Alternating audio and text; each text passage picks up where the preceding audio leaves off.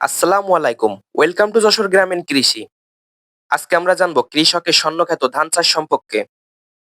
ধানের জীবন শুরু হয় কোমর ভিজে কাদামাটিতে চারা রোপণের মধ্য দিয়ে। সকাল থেকে সন্ধ্যা রোদ বৃষ্টি ঝড় বাতাস সব লড়াই করে কৃষক আগলে রাখে এই গাছগুলোকে।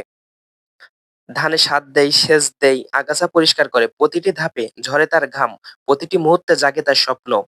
ধানের জন্ম কাহিনী সহজ না। চারা রোপণের পর প্রতিদিন কৃষক নিজের ঘামের ফোঁটা ঢেলে দেয় জমিতে। দিন যায়, মাস যায়, ধান বড় হয়, শীষ দোলে। সবুজ মাঠ যখন ধীরে ধীরে সোনালী রঙে রাঙায়, তখন মনে হয় প্রকৃতির বুকে যেন উৎসব লেগে গেছে। মাঠ জুড়ে যখন ধানের সোনালী রং আসে, তখন কৃষকের স্বপ্ন যেন আস্তে আস্তে ডানা মেলে।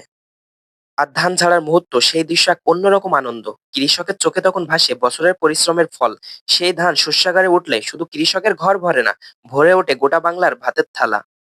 ধান শুধু ফসল নয়, ধান আমাদের সংস্কৃতি, আমাদের জীবন, আমাদের আত্মার গর্ব। এই ধানের জন্যই কৃষক হাসে, এই ধানের জন্যই বাংলাদেশ বেঁচে থাকে।